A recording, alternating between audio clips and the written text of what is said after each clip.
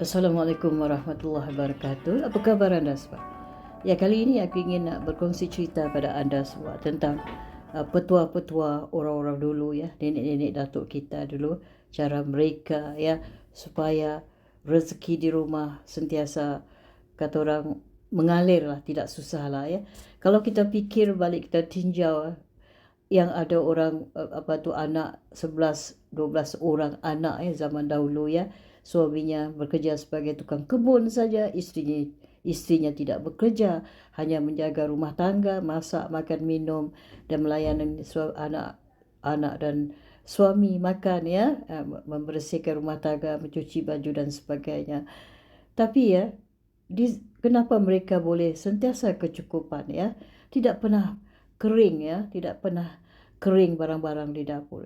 Orang-orang dulu selalu berpesan dalam rumah kita, di dapur kita, garam, asam, gula, minyak ya, jangan sekali dihabiskan begitu saja.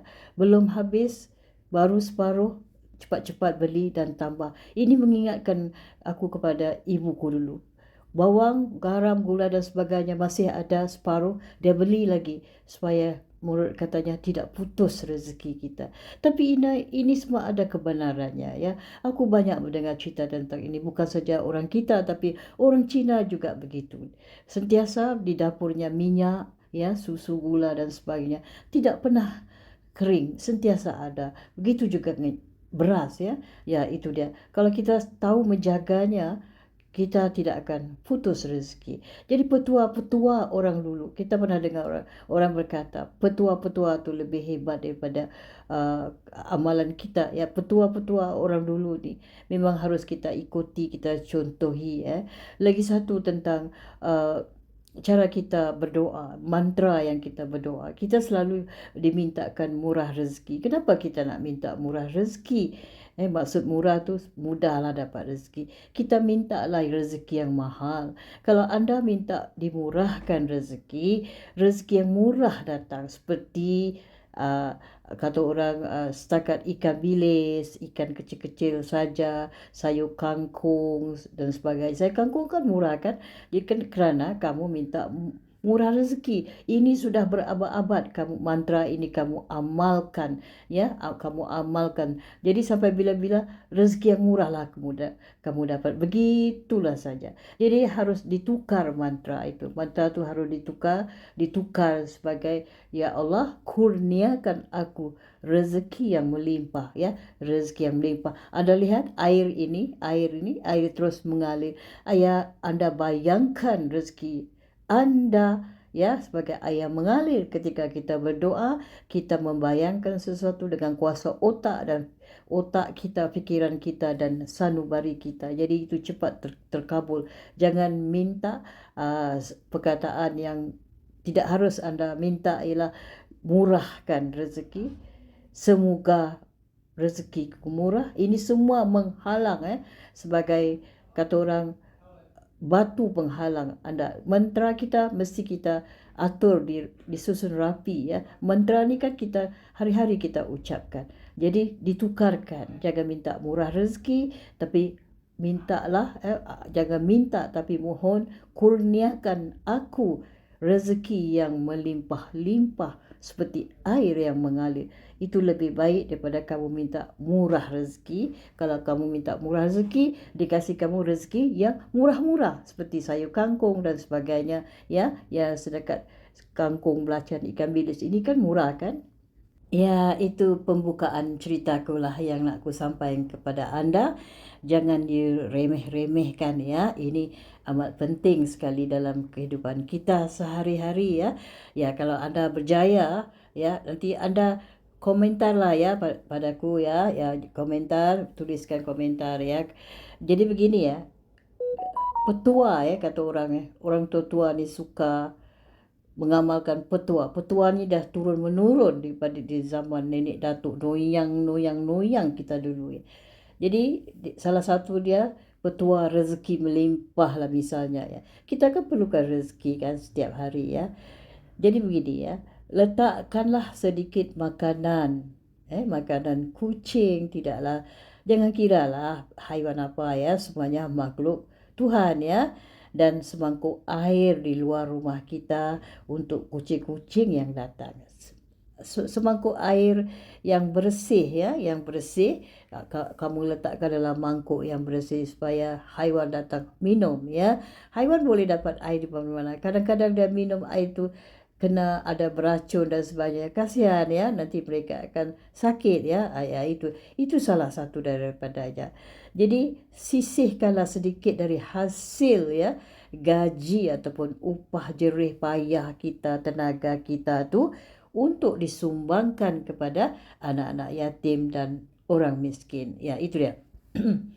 Perkara ini ya, biasanya aku pernah menghadapi orang bila aku mengatakan sedikit gajimu kasihlah pada orang-orang miskin ataupun anak yatim, mereka akan menjawab secara agresif. Mereka kata, macam mana nak kasih sendiri pun tak cukup, sentiasa tak cukup.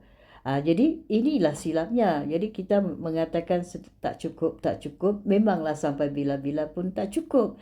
Jadi kalau anda sedikit ambil, kasihkan. Jangan pikirkan yang tidak cukup. Kita pikirkan rezeki akan datang berlimpah-limpah ruah ya. Seperti air yang mengalir ini. Ya, jangan pikirkan yang tidak cukup. Ini banyak yang sering kita dengar lah ya.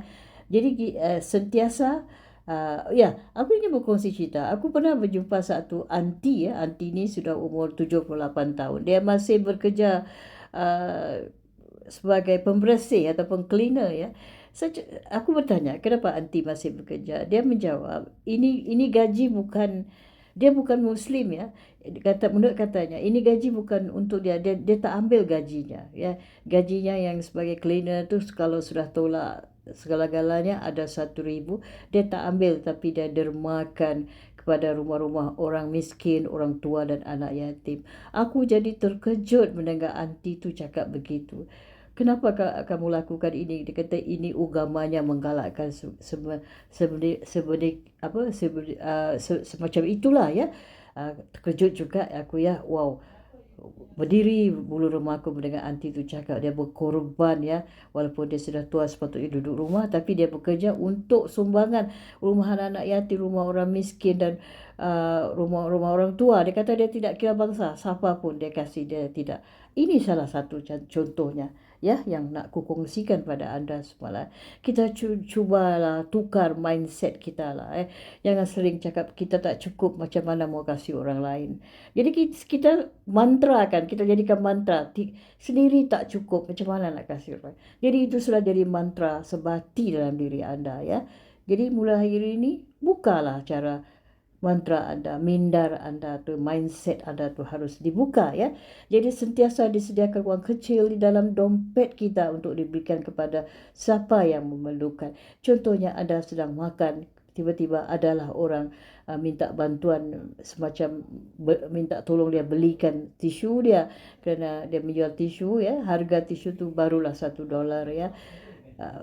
Tak seberapa lah ya, kerana anda sedang makan, anda begitu asyik dengan makanan anda marah orang itu, anda menghalau orang itu. Itu tidak boleh ya. Jadi kita siapkan, kalau kita sudah makan di mana-mana gerai, memang kita kadang-kadang dikunjungi oleh para penjual tisu ya, untuk menjual tisu sekedar untuk mendapat sedikit duit untuk membantu kehidupan mereka sehari. Jadi kita masukkan duit itu dalam dompet, duit kecil, kita taruh di tepi tas tangan kita, ataupun keluarkan, taruh di tepi tas tangan kita. Jadi kita tak perlu susah payah nak ambil ya, kerana kita tengah makan. Itu satu cara yang mudah kan, daripada anda halau mereka, mendiamkan, buat tak tahu saja gitu. Enggak boleh ya. Itu juga satu akan menggugat rezeki kita juga, menggugat rezeki kita. Kita tak tahu itu siapa tu yang datang, kita tak tahu ya kan. Ya, lagi satu perkara yang ingin ku kongsikan ya. Jika anda mengunjungi kedai-kedai runcit yang kecil ya, jika kamu membeli barang dari peniaga-peniaga kecil, kemudian peniaga tu ingin mengembalikan wang baki ya, jadi biarkanlah baki wang itu untuk disedekahkan atau untuk dihadiahkan. Jangan diambil wang baki itu. Itu salah satu daripadanya. Yang kedua, jangan suka menawar-nawar. Kalau kita beli barang makanan dan sebagainya, jangan suka menawar-nawar ya. Itu juga tidak bagus ya. Kita menawar itu akan menjejaskan juga rezeki kita. Jadi berapa harga makanan tu kita bayar saja. Tak kalah satu makanan tu sampai beratus dolar kan. Paling-paling kalau itu pun harga 3-4 dolar ataupun 5 ya. Tidaklah sampai, jangan ditawar-tawar. Aku pernah mendengar orang menawar barang makanan seperti buah-buahan dan sebagainya. Enggak usahlah, itu tidak baik sekali ya. Itu akan menggugat juga ya. Ya, ini harus kita percaya ya, jangan dipandang remeh ya. Kalau terlebih sedikit 2-3%, tidak apa. Biar kita anggap itu satu sedekah saja, satu sumbangan ya.